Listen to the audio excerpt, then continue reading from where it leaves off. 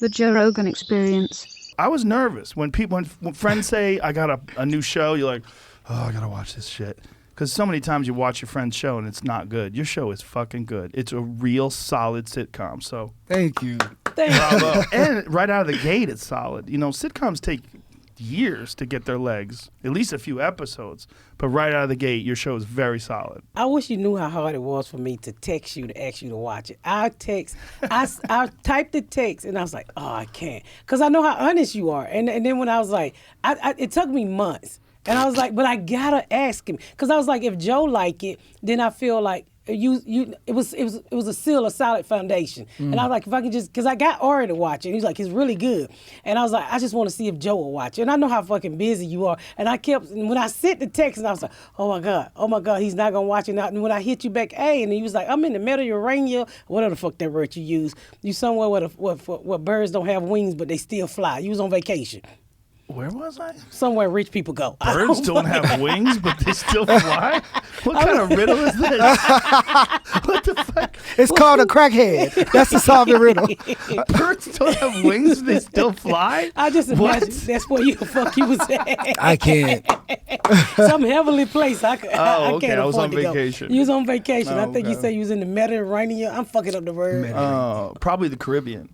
It started with an M. M? I don't fucking know. Okay. I was so probably I don't. We was texting. So okay. when you started to text me like the jokes in the show, I was like, oh, you don't know how much air went out of my titties that day, Joe. It's a good show.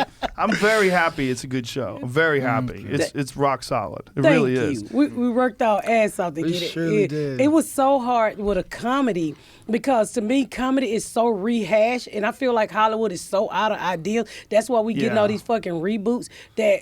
Even with the pilot, we went through the hand and toe to make sure you haven't heard it. Original jokes. All the original jokes. And a lot of it is my stand-up. And so that was another thing. I was like, should I send Joe this? Oh, his honest opinion. And I asked you for your honest opinion. You was like, oh, Pat, I really don't want to watch it because I don't like watching my friends. I said, just watch the shit. You can't hurt my feelings. I've been shot. I've had gonorrhea. I've been hit by the free fucking thing. Give it to me, Joe, like hard dick with no condom. And so... You text back and I immediately text him and say, look what fucking Joe Rogan said. I can't, the N-word. And I because your fucking podcast is so big. She said the N-word, I'll jump again. No, fuck you. But I you immediately said it in the past on here. Well, I texted to I said, nigga, look what Joe Rogan said. I said, wake your black ass up, nigga. Joe Rogan like our show. Joe Rogan like our show. And like I said, it takes a while. Like when I did news radio, that was in the 90s, it took like 4 or 5 episodes before the show really started finding its way. Yeah. It takes a while. It does. I like I first saw Pat like maybe I was a senior in high school. I'm 26 now. I was a senior in high school. My dad had recorded her on this daytime talk show, and he was like, "You gotta watch her. Like Connick Jr. Yes, Harry Connick Jr. Harry Connick Jr. I remember that show. Yep. You were on that show? Yes. Yep. Wow. And my dad was like, "You gotta watch her. Like she's hilarious. Like you'll love her. And so I sat down and watched, and I just fell in love because I like to do the type of comedy where it's like you laugh over the pain, you laugh over it, you laugh through it, and that's her life. That's Miss That's Pat. her brand. And so I was like, damn. Like whenever she gets a book, I'm gonna read that damn book. Like I'm gonna study it. That's gonna be my shit. Then I got to college. Book came out. It was like $35. I couldn't afford it, so I screenshot it. And I was like, oh, I'm gonna come back and I'm gonna get this book when I get some money. Never was able to get the book, but I wrote this play called Ain't No Mo that went to the Public in New York. What's it called? It was called Ain't No Mo.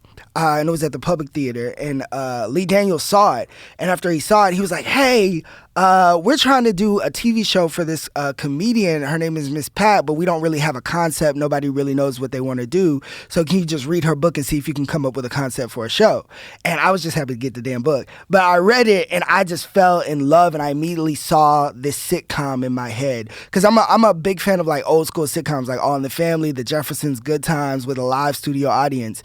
And I just felt like putting like her in this dollhouse of a sitcom and just burning all of it down. Son. God damn, you talking with your hands. God damn, Joe Rogan, you can tell.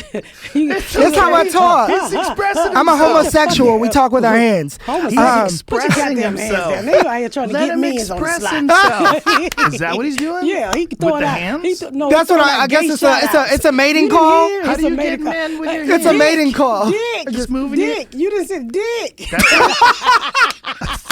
I'm learning so much today. Birds who fly with no wings. This is how you get dick. Yes. I'm Put learning. your hands down, Joe. You can get dick. Put your hands down. He young. For you to be 26 and to create a show is pretty fucking amazing. It was a ride, it Joe, was- because listen. when Lee first brought this kid to me, and I'm honest, and I know Hollywood is full of shit, and it's so hard to get people in the industry not to sound like a talking fucking tech. Everybody say the same goddamn thing, and I have to break them down. Either you be honest with me, or I don't fuck with you. So when I met him, and Lee was like, "Oh, I got this kid. He fell out of heaven," and da da da, and I'm like, "Okay, Lee." And he told me, I'm in fucking Utah, so I want to perform. He said, "Get your ass on the plane. You gotta go see the play." It's the last night. I said, "I don't know if you know how this shit work, but I'm a comedian. I don't get paid till tomorrow, and I ain't going no goddamn where. I need my little pennies, okay?" So they put me on a plane. I flew over to watch him, and I deal with people with spirits, your energy. I can just tell if you're a good person. I can tell when shit is gonna happen. And when I met him, I said he could do it. And the first thing I did, I called him and I said, "They're never gonna give you this job."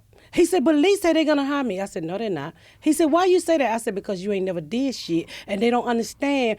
Hollywood want what everybody else's want. Yeah. They don't want you until somebody else done fucked you and bust your booty hole. I mean, take that out. Take that out. No, keep it in there. Keep it in there. Hollywood don't want you. I didn't know. I didn't mean to say that. It's true. You did mean to say it. No, you I meant just it. shut the fuck up. You trying to get me canceled? No, I'm trying to get you elevated.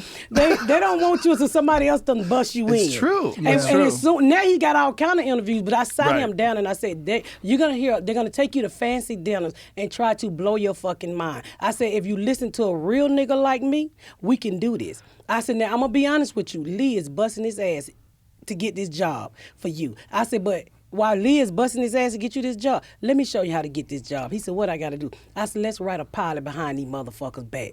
And I started to tell him what the other two writers wouldn't listen to me on. And he listened. And we wrote that motherfucking about 8 days. So when we finished it, I said, he put his name on it. I said, take your fucking name off of it. Which I was like, what? I was like, shit, what? Because and let me tell you why, I'm a hood bitch. I'm a hood. I mean, everything for me come from the knowledge that I got from streets. Okay, you can never outsmart me because I'm you might can spell a word right, but motherfucker, I got Google and 2 daughters with a college degree, so I get your ass back on that too. So I told him, I said, take your name off. He's like, why? I said, because if they don't like it, they're not gonna give you the fucking job. But if I tell them I did it, I'm the star of the show. They're gonna, oh, Miss Pepper, throw that shit in the trash can. We're gonna get you a writer. So what we did, he took his name off. I said, I said, one thing you ain't never got to worry about me doing is stealing shit from you. I'm not that type of person. I said, what the fuck I look like stealing shit? These people know I can't spell all this shit correctly. That's exactly what she did. She called Lee and she sent it to Lee, and Lee called her and said, who the fuck wrote this? And she said, me. He said, no, you didn't, bitch, because everything's spelled right. That's what he said.